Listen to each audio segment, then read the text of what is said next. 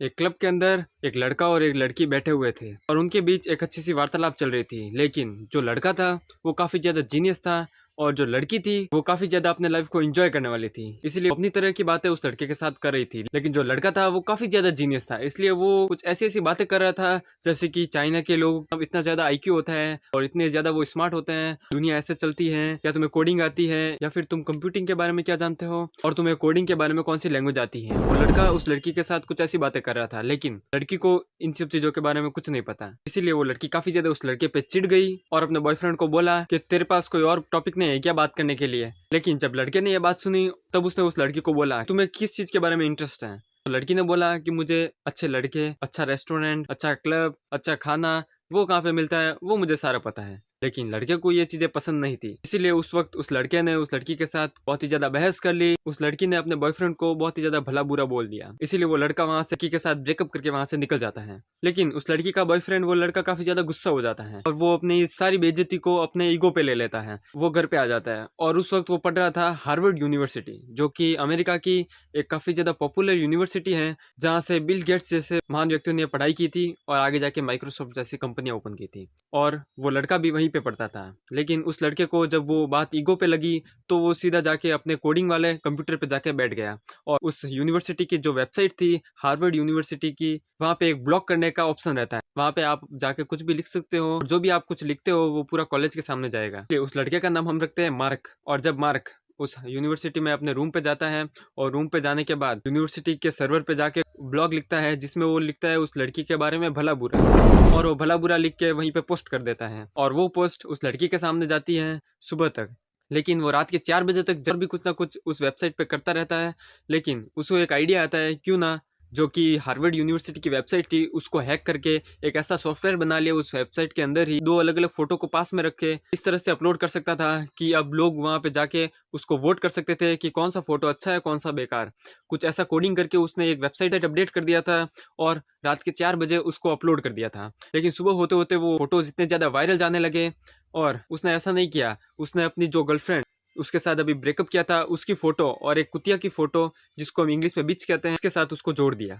और लोगों को बोला गया कि कौन ज्यादा बेटर है, और स्टूडेंट तो उस वक्त हरामी होते ही हैं, इसलिए वो फोटो काफी ज्यादा वायरल जाने लगा। लेकिन इसी बात से मार्क को एक आइडिया आया कि आजकल के लोग दूसरों की लाइफ में क्या चल रहा है वो जानने के लिए ज्यादा कोशिश करते हैं। इसीलिए मार्क ने यूनिवर्सिटी के सर्वर हैक करके उधर से काफी ज्यादा स्टूडेंट्स के फोटो उठा लिए थे और काफी ज्यादा लड़कियों के फोटो अपलोड कर दिए थे कि बेटर कौन है, ऐसा करके वो अपने वेबसाइट पे अपलोड कर दिए थे।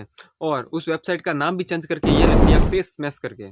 और वो वेबसाइट 5-6 घंटों के अंदर इतनी ज्यादा वायरल जाने लगी, इतने ज्यादा लोग उस वेबसाइट पे जाके यूज करने लगे कि हार्वर्ड यूनिवर्सिटी की वो वेबसाइट और सर्वर सब क्रैश कर गए।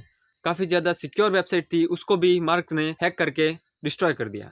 और अगले दिन वही कोर्ट कचहरी। और अगले दिन जब हार्वर्ड यूनिवर्सिटी के प्रोफेसर्स को ये पता चला कि उस लड़के ने ये किया है तो मार्क को कॉलेज के अदालत में बुला दिया गया। और वहाँ पे जो उसके साथ हुआ वो हम आगे स्टोरी में बात करेंगे। तो आप समझ ही गए होंगे आज हम किसके बारे में बात करने वाले हैं। फेसबुक के सीईओ। फेसबुक को आज के समय में कौन नहीं जानता, शायद कोई बुद्धिमान ही होगा जो फेसबुक यूज नहीं करता होगा। नमस्कार दोस्तों, मेरा नाम है बोम और आज हम एक और नए टॉपिक के साथ, और आज का हमारा टॉपिक है the CEO of Facebook. His name is mark Zuckerberg. I don't know how to get a million people involved in anything. Mark! Well, let me tell you a secret. Mark! No one does when they begin. 1984 America में जन्म होता है mark Zuckerberg का, और उसकी माँ एक psychiatrist थी और उसके पिताजी डेंटिस्ट, इसलिए उनकी फैमिली कंडीशन काफ़ी ज़्यादा अच्छी थी। तो मार्क के बचपन से ही उनके पास काफ़ी ज़्यादा अच्छी सुविधाएं रही थी, इसलिए उनके घर में एक कंप्यूटर भी था। और कंप्यूटर होना तो उस वक्त बहुत ही बड़ी बात थी एक घर के अंदर, इसलिए वो सारे दिन कंप्यूटर पे लगे रहते थे। जहाँ पर सभी बच्चे कंप्यूटर में गेम्स खेलते थे, उसकी बजाय मार्क जकरबर्ग वहाँ पे अपने कंप्यूटर के अंदर गेम्स को बनाते थे। वो कंप्यूटिंग के लिए और कोडिंग के लिए इतने ज़्यादा उत्सुक थे, वो सीखने के लिए उनके पिता ने उनकी कंप्यूटिंग और कोडिंग सीखने के लिए काफ़ी ज़्यादा मदद की। जब उनके पिता को भी धीरे धीरे आइडिया नहीं लगने लगा कि कोडिंग क्या होती है, तो अपने बेटे को कोडिंग सिखाने के लिए एक टीचर को बुला दिया। और कुछ ही हफ्तों बाद कोडिंग सिखाने वाले टीचर को भी मार्क जकरबर्ग ने फेल कर दिया। अब वो टीचर मार्क जकरबर्ग से कोडिंग सीखने वाला था, और धीरे धीरे कुछ ऐसी चीज़ें थी जो उस टीचर ने भी मार्क जकरबर्ग से सीखी कि हाँ, ऐसे ऐसे करके भी कोडिंग की जाती है। तो सिर्फ और सिर्फ 9 साल की उम्र में उसने अपने टीचर को भी फेल कर दिया था और आगे जाके वो हार्वर्ड यूनिवर्सिटी में चला गया, जो कि अमेरिका की काफी ज्यादा फेमस यूनिवर्सिटी है। वहाँ पे बिल गेट्स जैसे बड़े बड़े महान व्यक्तियों ने भी पढ़ाई की थी और अपनी कॉलेज कंप्लीट की थी। लेकिन जब मार्क जकरबर्ग हार्वर्ड यूनिवर्सिटी में एडमिशन लिया था तब उनका एक दोस्त था एडुरो करके, उसका एक अच्छा खास दोस्त बना था। वो म्यूजिक प्लेयर के साथ काफी ज्यादा परेशान था क्योंकि उसे एक म्यूजिक प्लेयर मिला था उस वक्त, उसमें वो गाने लगाता था तो अच्छे गाने भी नहीं लगते थे। वो कौन सा बटन दबाता था, कौन सा ऐप लगता था, वो कौन सा गाना चलाना चाहता था, कोई और गाना चल जाता था। ऐसा करके उसकी कोडिंग काफी ज्यादा खराब हो रखी थी। इसलिए एडवर्डो ने अपने नए दोस्त मार्क से सलाह मांगी कि आप मुझे ये एप्लीकेशन ठीक करके दो, ये वेबसाइट वापस से बना के दो। और मार्क ने वो वेबसाइट सिर्फ और सिर्फ 3 घंटे के अंदर उसकी पूरी कोडिंग रिप्लेस करके एक नई कोडिंग के साथ इतना प्रोफेशनल ऐप बना दिया जो आगे जाके चिपसेट म्यूजिक प्लेयर करके काफी ज्यादा फेमस हुआ। और उस वक्त माइक्रोसॉफ्ट जैसी बड़ी कंपनी यानी कि बिल गेट्स ने वो ऐप खरीदने की भी कोशिश की और उसकी कीमत बताई 1 मिलियन। लेकिन मार्क और उसका दोस्त उस ऐप को बेचने के लिए इतने ज्यादा उस वक्त राजी नहीं हुए थे और वो ऐप को वो नहीं बेच पाए। और उसी वक्त जो कॉलेज का कल्चर था वो काफ़ी ज़्यादा डिफरेंट था और अमेरिका का कल्चर तो हमेशा लड़कियों की तरफ काफ़ी आकर्षित रहा है।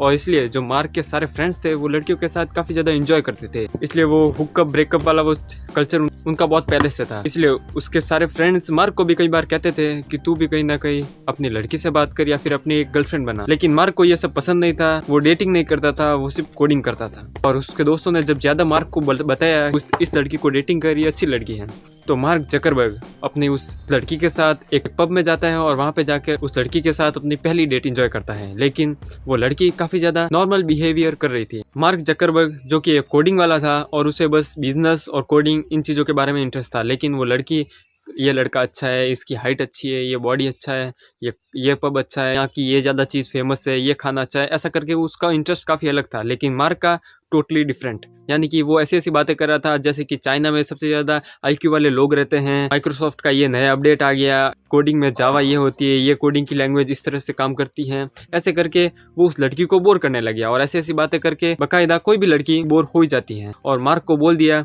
कि मार्क अबे तू पागल है क्या, कैसी बातें कर रहा है। ऐसा करके वो लड़की वहाँ से निकल गई। जाते जाते उस लड़की ने मार्क को और भी कई ज़्यादा भला बुरा कह दिया। इससे मार्क काफ़ी ज़्यादा नाराज हो गया था और अगले ही दिन जब उस लड़की ने मार्क का पूरा कॉलेज के अंदर मजाक उड़ाना शुरू किया है, हर एक लड़की को कल रात को क्लब में हुई बात को लेकर मार्क का मजाक उड़ा रही थी कि यानी कि ये कैसा बंदा है जो सारे दिन कोडिंग की बातें कर। इसीलिए उस लड़के की काफ़ी ज़्यादा बेइज्जती की और ये बात मार्क के ईगो पे जाके लग गई। और इसी का बदला लेने के लिए मार्क ने अपने रूम पे वहाँ पे जाके एक शराब की बोतल ले ली, शराब पीते पीते कोडिंग करना शुरू कर दिया और कोडिंग करके हार्वर्ड यूनिवर्सिटी की वेबसाइट को हैक कर दिया। जो सारे स्टूडेंट्स के फोटो थे उन सारे फोटोज उठा लिया और उन फोटो को उठा के जो गर्लफ्रेंड थी उसकी गर्लफ्रेंड का फोटो भी उठा दिया और उठा के एक नई वेबसाइट बनाई जिसका नाम रखा फेस मैस। और वहाँ पे अपनी गर्लफ्रेंड और एक कुतिया, फीमेल डॉग कहते हैं, उसका फोटो साथ में रख दिया और अपलोड कर दिया। और लोगों से पूछा गया कि इनमें से कौन बेटर है और उसने रात के 3 बजे वो फोटो अपलोड किया था जो सुबह तक काफ़ी ज़्यादा वायरल जा चुका था। और सुबह जब वो नशे से बाहर आए और उन्होंने देखा वो फोटो काफ़ी ज़्यादा वायरल हुआ, इसी का उसे एक एडवांटेज मिला और एक फ़ायदा मिला। वो लड़की तो काफ़ी ज़्यादा मार्क पे गुस्सा हो गई थी, लेकिन मार्क इस चीज़ को काफ़ी ज़्यादा इग्नोर करते हुए इसका एक सही इस्तेमाल करने लगा और उसने उस लड़की के साथ जो कुतिया थी उसका फ़ोटो हटा के एक और लड़की रख दी और पूछा गया लोगों से कि इनमें से बेटर कौन है, कौन सी लड़की अच्छी दिखती है।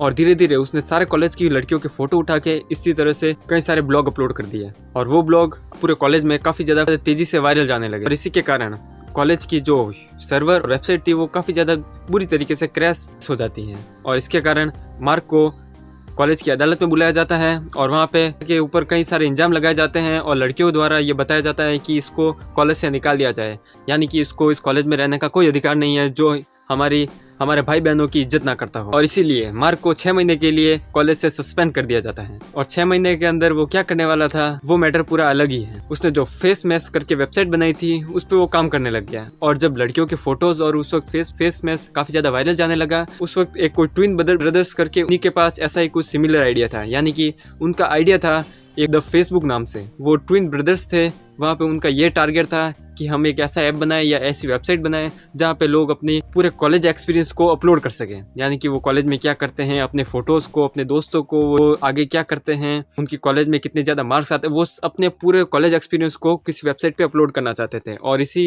वेबसाइट को बनाने के लिए वो ट्विन ब्रदर्स काफ़ी ज़्यादा सालों से मेहनत कर रहे थे। लेकिन जब मार्क जकरबर्ग का ये कुछ कांड हुआ था उस वक्त, जहाँ पे लड़कियों के फोटोज वायरल हुए थे, तभी उन ट्विन ब्रदर्स को मार्क जकरबर्ग के बारे में पता चला और उसी वक्त मार्क जकरबर्ग के साथ कोलैब करने चले गए। सबका एक प्लान था कि हम साथ में मिलकर एक वेबसाइट बनाएंगे जिनका नाम रखेंगे द फेसबुक। द फेसबुक का आइडिया उन ट्विन ब्रदर्स का ही था, लेकिन मार्क को ये आइडिया बहुत ही ज़्यादा पसंद आया और मार्क के पास वैसे भी कुछ इसी प्रकार का सिमिलर आइडिया था फेस मैश करके। मार्क अब फेस मैश को छोड़ के फेसबुक पे काम करना स्टार्ट कर दिया और कुछ ही दिनों बाद उसने एक काफ़ी अच्छी तरीके से द फेसबुक नाम से एक वेबसाइट बना ली थी। इसमें उसको एक सबसे ज़्यादा प्रॉब्लम फेस करनी पड़ रही थी, वो थी मनी की, और उसको सर्वर भाड़े पे लेने थे या फिर सर्वर खरीदने थे, इसलिए उसके पास बिल्कुल भी पैसे नहीं थे। और एक वेबसाइट को चलाने के लिए अगर सर्वर ही नहीं है तो वेबसाइट कैसे चलेगी। इसलिए मार्क ने उन ट्विन ब्रदर्स से बात करने के बजाय अपने दोस्त एडवार्डो से हेल्प मांगी। एडवार्डो से कुछ पैसे मांगे, कुछ $1000, और बोला गया कि तू मेरे साथ आ जा, मैं तेरे को 30% पार्टनरशिप दे दूंगा और मैं 70% के साथ। इसमें सबसे ज़्यादा मेहनत तो मार्क की ही थी, लेकिन आइडिया उन ट्विन ब्रदर्स का था और पैसे एडवार्डो के, और वो 70% कंपनी का शेयर होल्ड करके बैठा था। और इसी के साथ उस $1000 से एक वो अपना बैंक अकाउंट बनाता है और काफ़ी ज़्यादा सर्वर्स खरीद लेता है और अपने ट्विन पार्टनर्स को बताए बिना वो उस फेसबुक वेबसाइट को बनाया था उसको पब्लिश कर देता है। उस वक्त फेसबुक के बारे में हर किसी को पता नहीं था, और तो और उन ट्विन ब्रदर्स को भी नहीं पता था कि मार्क ने फेसबुक बना दिया है, और मार्क ने उनको बताया भी नहीं कि उसको पता था कि वो कुछ ना कुछ एक्शन जरूर लेंगे। मार्क ने अपलोड करने से पहले ये सोचा कि वो, यानी कि उसके पास इतने ज़्यादा अच्छे फ्रेंड्स और इतने ज़्यादा बड़े लोगों के साथ कनेक्शन नहीं थे ताकि वो अपनी पब्लिश की गई वेबसाइट सबके पास पहुंचा सके। लेकिन फेसबुक बन के तैयार हो गया, लेकिन उनके सामने एक और बड़ी समस्या आ रही थी कि उस फेसबुक को आम आदमी तक कैसे पहुँचाए, यानी कि आम आदमी तो नहीं लेकिन आम स्टूडेंट तक कैसे पहुँचाएं। और इसके लिए उनके पास एक सबसे आसान तरीका था, जो मार्क के साथ उसका बेस्ट फ्रेंड था एडवार्डो, उसका कनेक्शन काफ़ी ज़्यादा अच्छा था पूरे कॉलेज के सामने। एडवार्डो का कनेक्शन कॉलेज के बाहर जो प्रोफेसर्स, बड़े बड़े आदमी हैं, उनके साथ भी काफ़ी अच्छे कनेक्शन थे। इसलिए मार्क ने एक अच्छा आइडिया लगाया और बोला एडवार्डो को, इस वेबसाइट को तू अपने सारे कनेक्शन और अपने सारे फ्रेंड्स और दोस्तों के साथ शेयर कर दो। और एडवार्डो ने भी कुछ ऐसा ही किया, अपने सारे दोस्तों के साथ उस वेबसाइट को शेयर कर दिया और आगे जाके सिटी में रहने वाले हर एक स्टूडेंट के पास वो वेबसाइट पहुंच गई और लोग इसे बढ़ चढ़ कर काफ़ी ज़्यादा इस्तेमाल करने लगे। और सभी स्टूडेंट्स के लिए वो काफ़ी ज़्यादा नई वेबसाइट थी और सब वहाँ पे अपने नए नए फोटोज़, आईडीज़ और नई नई चीज़ें अपलोड करने लगे। हर एक आदमी की वहाँ पर अपनी एक आईडी थी, और आईडी तो मेरी भी है इंस्टाग्राम पे, जहाँ पे आप नीचे डिस्क्रिप्शन में मेरी आईडी है, वहाँ से आप मुझे भी फॉलो कर सकते हैं। लेकिन बात का बतंगड़ तो तब बना जब जिसका आइडिया था उसको फेसबुक मिला ही नहीं, यानी कि वो ट्विन ब्रदर्स जिनका ये आइडिया था फेसबुक बनाने का। लेकिन मार्क काफ़ी ज़्यादा स्मार्ट था, उसने वो उनसे पहले ही फेसबुक को बना लिया था और उस वक्त फेसबुक को वहाँ पे अपलोड कर दिया था। लेकिन ये बात उन ट्विन ब्रदर्स को पसंद नहीं आई और उन ट्विन ब्रदर्स ने पहले तो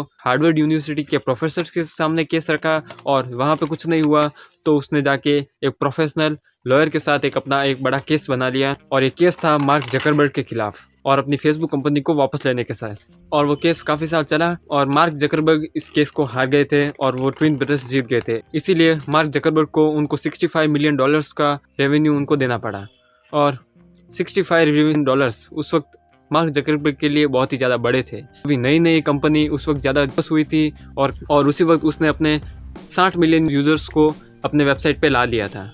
लेकिन फेसबुक काफ़ी ज़्यादा पॉपुलर होने लगा और धीरे धीरे मार्क जकरबर्ग ने इस फेसबुक को आम जनता तक पहुंचाना शुरू कर दिया। अब स्टूडेंट ही नहीं, अब आम जनता भी उस फेसबुक को यूज़ कर सकती थी। और जब फेसबुक फेमस होने लगा तब उसे एक और नया पार्टनर मिला। ने ये बोला कि आप द फेसबुक में से फेसबुक को हटा दो, द फेसबुक में से द को हटा दो और सिर्फ फेसबुक रखो।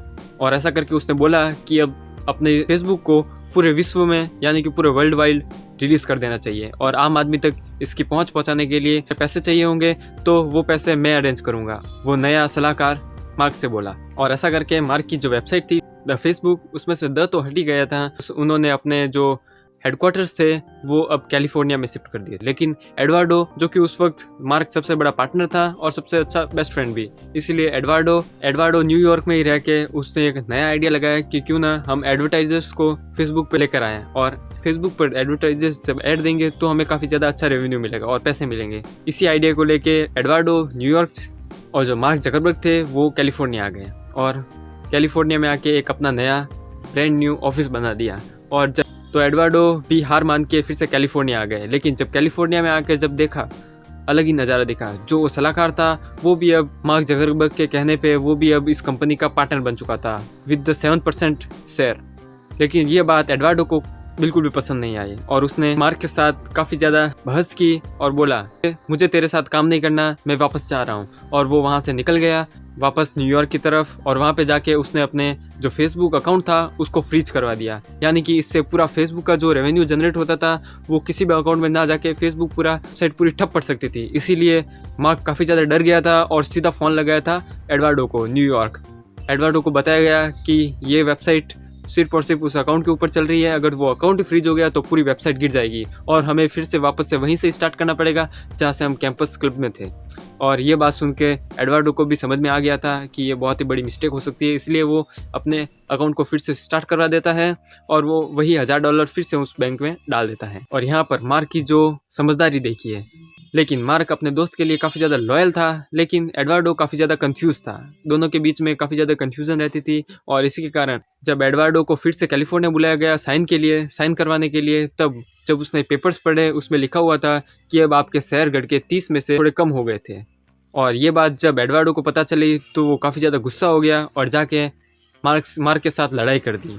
और लड़ाई भी कुछ इस तरीके से कि उसको साफ धमकी दे दी कि मैं सिर्फ और सिर्फ 30% के नहीं लड़ूंगा, मैं अपना पूरी कंपनी फेसबुक लेके जाऊंगा। और मार्क जकरबर्ग के खिलाफ एक केस फाइल कर दिया। तो अब मार्क जकरबर्ग के ऊपर 2 केस चल रहे थे, वो ट्विन ब्रदर्स का और एक अपने ब्रदर्स यानी कि एक अपने बेस्ट फ्रेंड एडवर्डो का।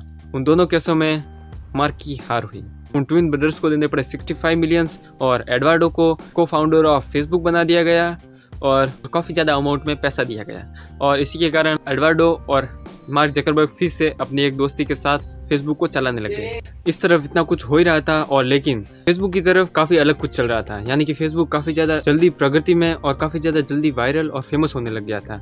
और जब फेसबुक के 1 मिलियन यूज़र्स कंप्लीट हो गए थे तभी फेसबुक और पूरे उनके स्टाफ ने एक पार्टी ऑर्गेनाइज की। जो पार्टी थी फेसबुक के ऑफिस कैलिफोर्निया से थोड़ी दूर थी, इसीलिए सारे मेंबर्स और ऑफिसर्स उस पार्टी को एंजॉय करने के लिए पार्टी हॉल में चले गए। लेकिन असामाजिक तत्वों द्वारा सिर्फ और सिर्फ वोडका और दारू ही नहीं बल्कि ड्रग्स भी लेने की कैद के साथ पुलिस उन पर छापा मार देती है।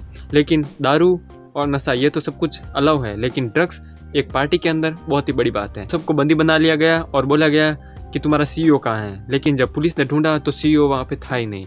लेकिन जो CEO मार्क जकरबर्ग थे वो अपने उसी कैलिफोर्निया वाले ऑफिस में कोडिंग कर रहे थे। और जब पुलिस उनके पास पहुंची तो बोला गया कि आप यहाँ पे क्या कर रहे हैं, आपकी 1 मिलियन वाली वो पार्टी थी, वहाँ पे बच्चे पकड़े गए हैं ड्रग्स लेते हुए और आप यहाँ पे कोडिंग कर रहे हैं। मार्क जकरबर्ग का उत्तर था कि हाँ, मेरे पास एक अच्छा सा कोड आया हुआ था तो मैं वही ट्राई कर रहा था कि इससे क्या होता। जब ये बात पुलिस वालों ने सुनी तो वो हक्के बक्के रह गए। उनके पूरा स्टाफ जहाँ पे इंजॉय कर रहा था, वहीं उनका जो CEO जो मेन ओनर है वो वहाँ पे रात को पार्टी करने के बजाय कोडिंग कर रहा था। ये सब देख के पुलिस वाले भी काफ़ी ज़्यादा सेटिस्फाइड हुए और उन्होंने बोला मार्क जकरबर्ग को कि मैं आपसे काफ़ी ज़्यादा इंस्पायर हुआ हूँ, आप बस इतना बताएं उनको कैसी सज़ा दी जाए और उनको माफ़ किया जाए या न किया जाए, आप बस इतना बता दो, हम अपने हिसाब से देख लेंगे।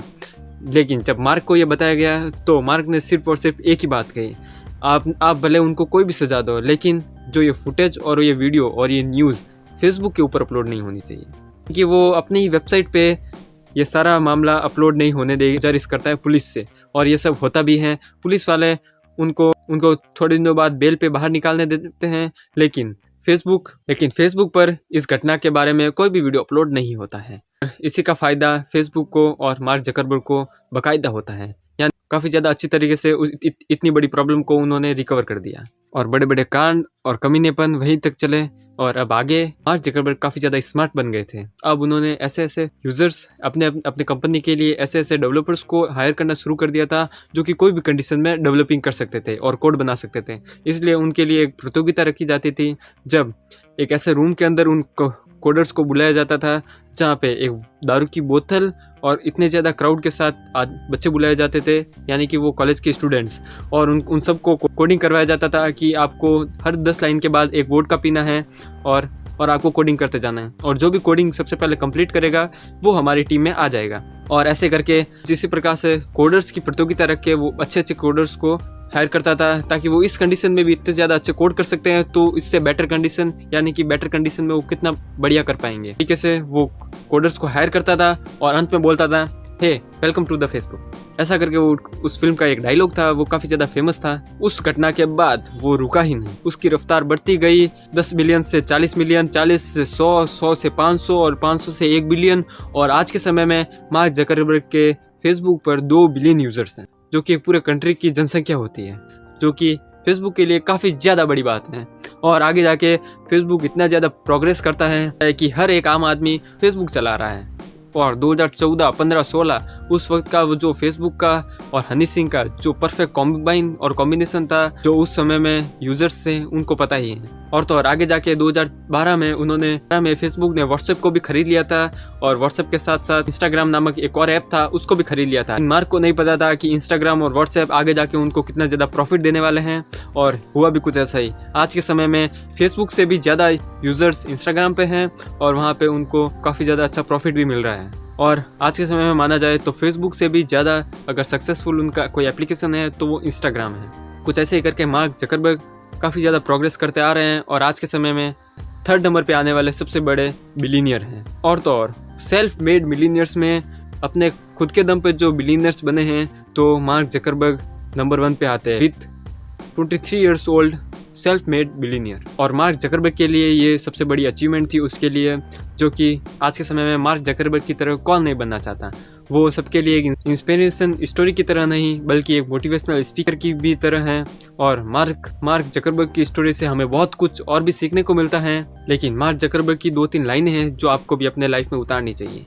मार्क जकरबर्ग जो कि कभी नहीं हार मानने वाले व्यक्ति, और उन्होंने अपनी लाइफ में सिर्फ और सिर्फ काम और हार्ड वर्क की तरफ ही ध्यान देते हुए लोग कहते हैं कि उन्होंने किसी का आइडिया चुराया, ये चुराया, किसी और की हेल्प ली, ये सब अलग बात। एंड एट द एंड मैं आपसे यही कहना चाहूँगा कि समय बहुत ही कम है, लग जाओ अपने लक्ष्य के प्रति और जो भी आपका गोल है उस पर काम करना शुरू कर दो। और इसमें आपको कोई मोटिवेशन नहीं देगा, सबको नज़र आना शुरू कर दो या फिर कभी नज़र ही नहीं आओगे।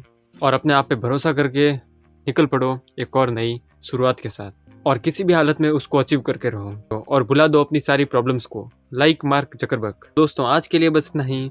मैंने आपको मार्क जकरबर्ग की जो लाइफ स्टोरी थी, उनके हार्डवर्क थे और किस तरीके से वो एक सेल्फ मेड मिलियनेयर बने, वो भी सिर्फ और सिर्फ 23 साल की उम्र में। और कमेंट बॉक्स में ज़रूर बताना कि आपको ये स्टोरी कैसी लगी। और आज के लिए बस इतना ही। और अगर आपको ऐसे भी और वीडियोस देखने हैं तो मैंने कई सेलिब्रिटीज़ और कई बड़े बड़े नेताओं और महान व्यक्तियों के ऊपर और भी वीडियोस बनाए हैं, तो आप वो हमारे चैनल पे जाके देख सकते हैं। इस वीडियो से कुछ भी देखने और सीखने को मिला होगा तो एक बार आप सोशल मीडिया या फिर कहीं से भी करके यूट्यूब पे भी आपको ये मूवी मिल जाएगी जिसका नाम है द सोशल नेटवर्क करके, वो एक बार आप अपनी ज़िंदगी में देख लेना। और मैंने इस वीडियो में जिस तरीके से आपको समझाया है उससे कहीं ज़्यादा बेटर तरीके से उस मूवी के अंदर समझाया गया है कि मार्क जकरबर्ग जैसे बड़े बड़े बिलीनियर्स अपनी लाइफ में कैसे स्ट्रगल करके आगे बढ़े हैं। और उस मूवी से आपको मेरे वीडियो से काफ़ी ज़्यादा बेटर डिटेल में समझाया जाएगा कि मार्क जकरबर्ग की कार सेल्फ मेड बिलीनियर बने कैसे। तो दोस्तों होप करता हूँ आप भी काफ़ी बढ़िया रहें, मेरे रेगुलर व्यूवर्स खास। तो आज के लिए बस इतना ही, मिलते हैं अगले वीडियो में, तब तक के लिए बाय बाय।